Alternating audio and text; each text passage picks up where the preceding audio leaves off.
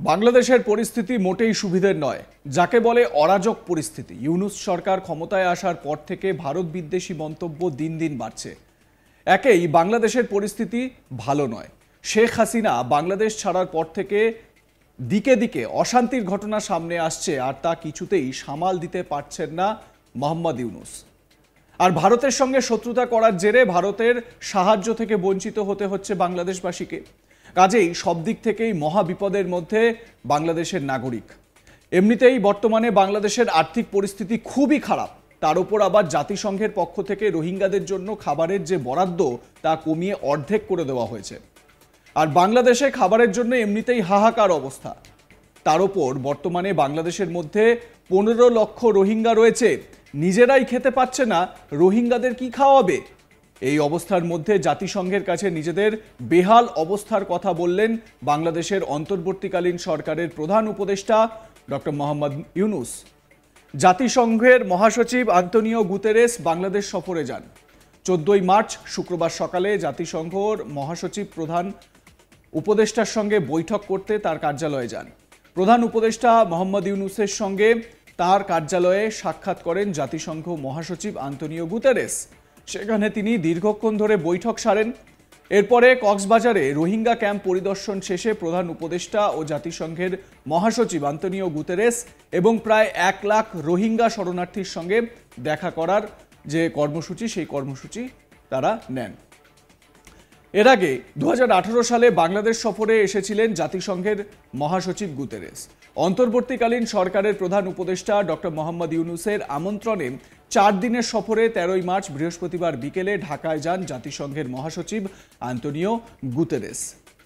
তবে জাতিসংঘ কি বাংলাদেশকে এই রোহিঙ্গা সমস্যা মোকাবিলায় আগে যেরকমভাবে আর্থিক সহায়তা করত সেই রকম সহায়তা করবে? এটা কিন্তু সবথেকে বড় একটা বিষয়। যদি না করে, যদি যে বরাদ্দ কমানো হয়েছে সেই বরাদ্দ যদি আরও কমানো হয়, তাহলে রোহিঙ্গা ইস্যু সামাল দেবে কিভাবে বাংলাদেশ? ভারত, বাংলাদেশ, নেপাল, ভুটান সহ একাধিক দেশে অর্থনৈতিক সাহায্য বন্ধ করে দিয়েছে ডোনাল্ড ট্রাম্প প্রশাসন। সম্প্রতি আমেরিকার দক্ষতা বিষয়ক দপ্তরের প্রধান ট্রাম্প ঘনিষ্ঠ ব্যবসায়ী ইলন মাস্ক বিষয়টি নজরে আনেন। ভারতকে দেওয়া 21 মিলিয়ন আমেরিকান ডলার বন্ধ করে দেওয়া হয়, ভারতীয় মুদ্রায় যার পরিমাণ 182 কোটি টাকা। এদিকে বাংলাদেশকে বন্ধ করে দেওয়া হয় 29 মিলিয়ন আমেরিকান ডলারের আর্থিক সাহায্য। ইলন মাস্কের দপ্তর ডজ দাবি করেছিল বাংলাদেশের রাজনীতি শক্তিশালী করতে আমেরিকার সরকার খরচ করেছিল 29 মিলিয়ন ডলার। সম্প্রতি ওয়াশিংটনে কনজারভেটিভ পলিটিক্যাল অ্যাকশন কমিটির একটি সভায় বক্তব্য রাখতে গিয়ে আমেরিকার প্রেসিডেন্ট ডোনাল্ড ট্রাম্প এ বিষয়ে বলেন, রাজনৈতিক ল্যান্ডস্কেপকে শক্তিশালী করতে এবং তাদের সাহায্য করার জন্য 29 মিলিয়ন আমেরিকান ডলার দেওয়া হয়েছিল বাংলাদেশকে, যাতে তারা একটি উগ্র বাম কমিউনিস্টকে ভোট দিতে পারে। আপনারা দেখতে পাচ্ছেন যে তারা কাকে সমর্থন করেছে। এরপরই ট্রাম্প নিশানা করেন ভারতকে। তিনি বলেন, নির্বাচনে ভারতকে সাহায্য করার জন্য 18 মিলিয়ন আমেরিকান ডলার কেন? আমরা পুরনো কাগজের ব্যালটে ফিরে যাব না। আমাদের নির্বাচনে ওরা কেন সাহায্য করবে না? ভারতের অর্থের প্রয়োজন নেই, ভারত এমনিতেই খুব ধনী। ডোনাল্ড ট্রাম্প সেদিন কি বলেছিলেন শোনাবো আপনাদের। In Moldova, $29 million goes to strengthen the political landscape and help them out so that they can vote for a radical left communist in Bangladesh. You had to see who they supported. You wouldn't believe, yeah, you would believe it. Nobody in this room would be in that group. $20 million for fiscal federalism and $19 million for biodiversity in Nepal. $47 million for improving learning outcomes in Asia. $18 million for helping India with its elections. Why the hell? Why don't we just go to all paper ballots? Let them help us with their elections, right? Voter ID. Wouldn't that be nice? We're giving money to India for elections. They don't need money. They take advantage of us pretty good. One of the highest tariff nations in the world. We try and sell something, they have a 200% tariff, and then we're giving them a lot of money to help them with their election. এবারে জাতিসংঘের এই বরাদ্দ কমাতে বাংলাদেশ কিন্তু ভীষণ রকম চাপে পড়ে গেল।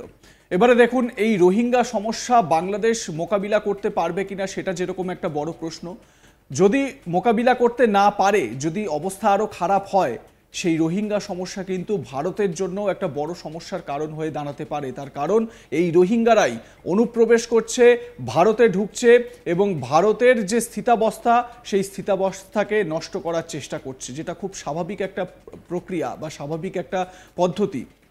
কয়েকদিন আগেই ভারতের প্রধানমন্ত্রী নরেন্দ্র মোদী আমেরিকার রাষ্ট্রপতি ডোনাল্ড ট্রাম্পের সঙ্গে সাক্ষাৎ করেছিলেন, অর্থাৎ আমেরিকার সফর গিয়েছিলেন। সেখানে ওভাল অফিসে নরেন্দ্র মোদী এবং ডোনাল্ড ট্রাম্প দুজনে সাংবাদিকদের মুখোমুখি হয়েছিলেন। সেই সময় সাংবাদিকদের প্রশ্নের জবাবে ডোনাল্ড ট্রাম্প বলেছিলেন, বাংলাদেশের বিষয়টি আমি প্রধানমন্ত্রী মোদীর ওপরে ছেড়ে দিলাম, কারণ তিনি বাংলাদেশ নিয়ে দীর্ঘদিন ধরে পুরো বিষয়টি পর্যালোচনা করছেন, পর্যবেক্ষণ করছেন। সুতরাং এই বিষয়টি আমি প্রধানমন্ত্রী মোদীর ওপর ছেড়ে দিলাম। কি বলেছিলেন সেদিন ডোনাল্ড ট্রাম্প শোনাবো আপনাদের।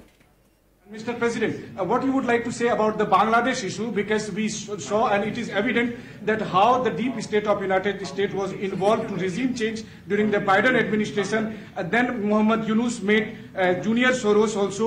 So what is your point of view about the Bangladesh? And what is the role that the deep state played in the situation in Bangladesh? Well, there was no role for our deep state. It was, this is something that the Prime Minister has been working on for a long time and has been worked on for hundreds of years, frankly. I've been reading about it. But I will leave Bangladesh to the Prime Minister. And Mr. President, শুনলাম আমরা Donald Trump কি বলেছেন, এবং সেই সময় পাশে নরেন্দ্র মোদী বসেছিলেন এবং তিনি বললেন যে আমি পুরোটাই প্রাইম মিনিস্টার মোদীর ওপরে ছেড়ে দিলাম। এবারে একবার ভাবুন যে ডোনাল্ড ট্রাম্পের এরকম বক্তব্য, এবং তারপর তিনি তার বক্তব্যে বলছেন যে এখানে আমাদের ডিপ স্টেটের কোনো ভূমিকা নেই, আমরা এ বিষয়ে কিছু বলবো না বা আমরা এ বিষয়ে কিছু মন্তব্য করব না।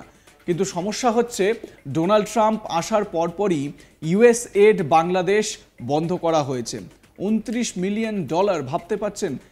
এত বিপুল পরিমাণ অর্থ সাহায্য দেওয়া হতো ইউএসএডের মাধ্যমে।